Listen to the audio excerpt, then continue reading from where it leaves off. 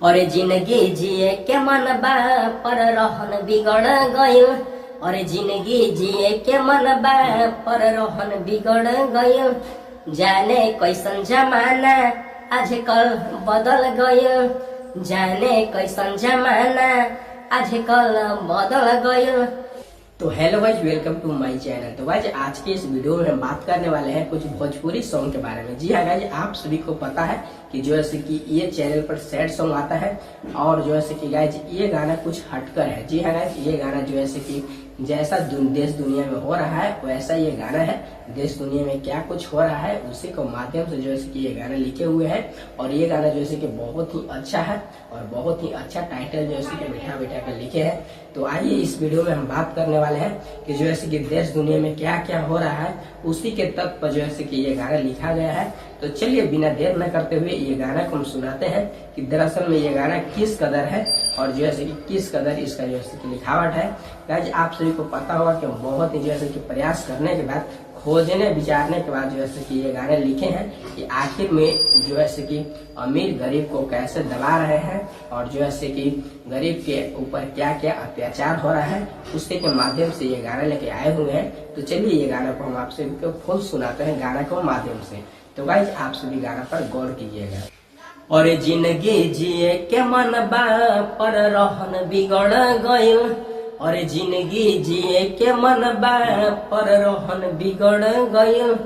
जाने कैसन जमाना आजकल बदल गइल। जाने कैसन जमाना आजकल बदल गइल। रोवत रोवत गरीबन के आंसू बिखर गइल। रोवत रोवत गरीबन के आंसू बिखर गइल।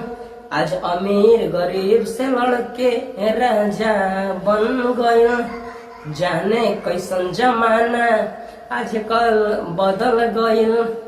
जाने कैसन जमाना आजकल बदल गइल। जिंदगी जिए के मन बा पर रहन बिगड़ गइल। जाने कैसन जमाना आजकल बदल गइल। जेही कैसे जिंदगी में न केहू सफल भइल। और जिंदगी कैसे जीही न केहू सफल भइल। आज अमीर गरीब से लड़के राजा बन गइल। आज अमीर गरीब से लड़के राजा बन गइल। कहे राहुल रोहित की परिवार बट गइल। जाने कैसन जमाना आजकल बदल गइल। जाने कैसन जमाना आजकल बदल गइल। और जिंदगी के कुछ ऐसन मोड़ बा जेके नहीं सफल भइल।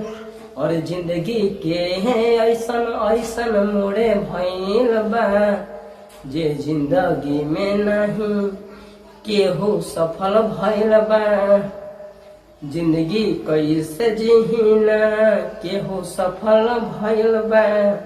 और जिंदगी जिए के मन बा पर रहन बिगड़ गइल। जाने कैसन जमाना आजकल बदल गइल। जाने कैसन जमाना आजकल बदल गइल। कहे राहुल रोहित के परिवार बट गइल। और जाने कैसन जमाना आजकल बदल गइल। तो गाइज ये गाना सुनने में आप सभी को कैसा लगा हमको कमेंट करके बताइएगा। और ज्यादा से ज्यादा जो है कि ये चैनल को सब्सक्राइब कीजिए, क्योंकि ऐसा ऐसा गाना जो है कि ये चैनल पर आते रहता है। और जो है कि देश दुनिया में क्या कुछ हो रहा है उसी के माध्यम से जो है कि ये गाना आते रहता है। तो अभी हाल फिलहाल में जो है कि ये गाना लिखा गया है और ये गाना कैसा लगा हमको कमेंट करके बताइएगा। और गाइज एक बार और बताना चाहेंगे, क्योंकि गाइज हमारे वीडियो को आप फुल वॉच करते हैं तो जो है कि ज्यादा से ज्यादा हमको सपोर्ट मिलेगा ताकि हम आगे बढ़ सके। तो आप सभी से रिक्वेस्ट है हाथ जोड़ करके कि आप सभी फुल वीडियो जैसे कि एंजॉय कीजिए, क्योंकि आप फुल वीडियो देखेंगे तो हम भी जो है कि अच्छा सा कंटेंट लाएंगे। क्योंकि आप सभी को अच्छा लगेगा तभी आप लोग फुल वॉच करेंगे। तो हम भी जो है कि अभी तैयारी में लगे हुए हैं और अच्छा अच्छा गाना आएगा तो आप सभी से रिक्वेस्ट है हाथ जोड़कर कि चैनल को सब्सक्राइब करके आगे बढ़ाइए। मिलते हैं किसी अगले वीडियो के साथ, तब तक के लिए धन्यवाद।